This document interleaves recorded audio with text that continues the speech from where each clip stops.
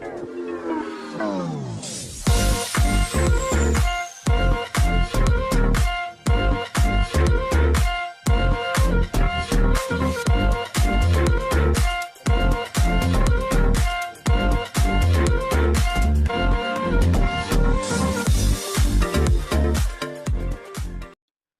sejahtera Malaysia, selamat datang ke channel Fels Lifestyle. Tuan-tuan dan puan semua yang saya amat hormati sekalian, ada saja berita berkaitan dengan rasuah yang pasti mengejutkan ramai. Rasuah, menerima rasuah lah, meminta rasuah lah, terutamanya kepada pemimpin-pemimpin politik yang kita sudah dengar di media, yang sudah disahkan menerima pertuduhan di mahkamah. Nah, pada akhirnya, pendedahan demi pendedahan dari SPRM, apa yang kita perasan, setelah Datuk Seri Anwar Ibrahim menjadi Perdana Menteri, SPRM pula kita dapat lihat semakin agresif menjalankan tugas. Dan ini satu kemenangan besar kepada Datuk Seri Anwar Ibrahim sebagai Perdana Menteri yang betul-betul ataupun amat berkomitmen untuk membanteras rasuah di Malaysia hari ini. Pada akhirnya, ramai juga membuat spekulasi. Adakah Tun Dr. Mahathir menerima rasuah? Adakah Muhyiddin benar-benar menerima rasuah? Adakah beberapa pemimpin yang lain juga yang terkenal pun pernah menerima rasuah? Hari ini, saudara-saudara, berkaitan dengan satu lagi isu rasuah yang pasti buat ramai panas telinga. Akhirnya, pengakuan yang mengejutkan dari seorang pegawai maritim. Beliau mengaku terima rasuah dari pemilik bot. Nah, akhirnya pendedahan ini pasti buka minda, buka mata, buka telinga ramai orang. Adakah banyak lagi di luar sana mereka yang diberikan amanah, mereka yang diberikan tanggung jawab, masih lagi menerima rasuah, masih lagi meminta rasuah, masih lagi aktif dalam membantu mereka, membantu pihak-pihak yang tidak sepatutnya melakukan sesuatu, tetapi dengan suapan duit, dengan sogokan uang, mereka dibenarkan, disebabkan mereka dibantu oleh mereka yang mempunyai tanggung jawab, mempunyai amanah, mempunyai kuasa. Nah, ini adalah contoh, yaitu pegawai maritim yang mengaku terima rasuah dari pemilik bot.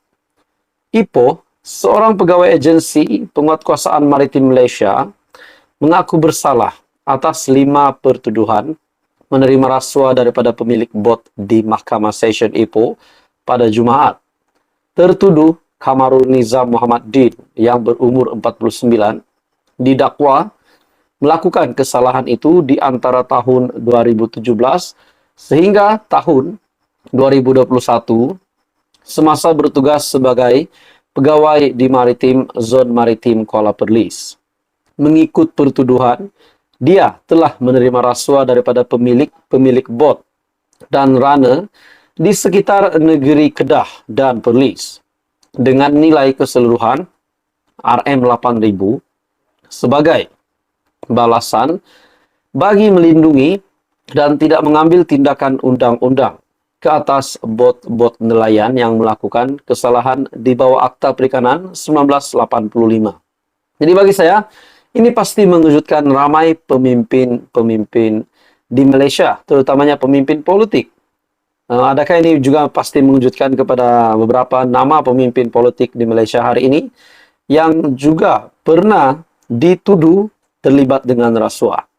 Apa yang kita tahu, Datuk Seri Anwar Ibrahim sebelum ini pernah membuat kenyataan bahwa Tun Dr. Mahathir Mohamad pernah mengaut kekayaan.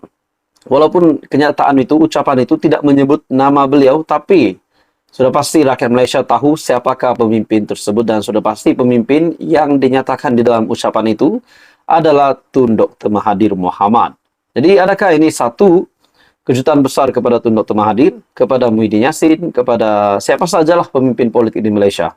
Akhirnya pegawai maritim mengaku terima rasuah dari pemilik bot. Apa komen Anda? Teruskan bersama di dalam channel ini untuk info yang seterusnya. Jangan lupa tekan butang like, share, dan subscribe. Hai semua, salam sejahtera Malaysia. Selamat datang ke channel Fels Lifestyle.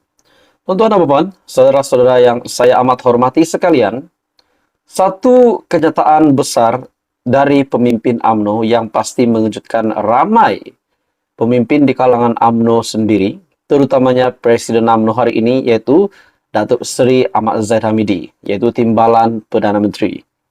Dalam satu kenyataan, sesiapa berhajat keluar parti, dipersilakan keluar.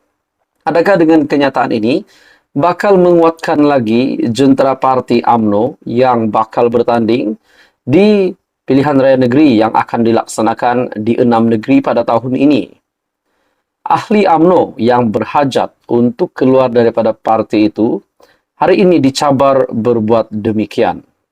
Dalam satu artikel, cabaran itu dilontarkan oleh Ketua UMNO Bahagian Batu, Gulam Muzaffar Gulam Mustaqim, selain menyatakan mereka seharusnya tidak menunggu lama untuk melakukan tindakan itu. Apa sudah jadi dengan UMNO sehingga akan keluar kenyataan begini? Adakah dengan ini UMNO hari ini berisiko untuk berpecah belah? Mungkin juga berisiko untuk bubar. Nah, itu menjadi persoalan, terutamanya kepada penyokong ataupun pengundi-pengundi Tegar UMNO hari ini. Dalam artikel ini, mungkin juga ada yang sedang menghitung hari untuk mengkhianati parti, untuk mencari tempat, jawatan, dan habuan dari pihak sebelah sana dengan alasan UMNO sudah tidak relevan, akan bungkus, dan tiada harapan jika terus dipimpin oleh Presiden Datuk Seri Dr. Ahmad Zahid Hamidi. Sudah pasti kita juga pernah mendengar sebelum ini beberapa pemimpin UMNO yang tidak menyukai kepimpinan Ahmad Zahid Hamidi sebagai Presiden UMNO. Pada akhirnya, contohnya Khairi Jamaluddin yang sering menekan Zahid Hamidi, sering mengkritik Zahid Hamidi, akhirnya beliau dipecat.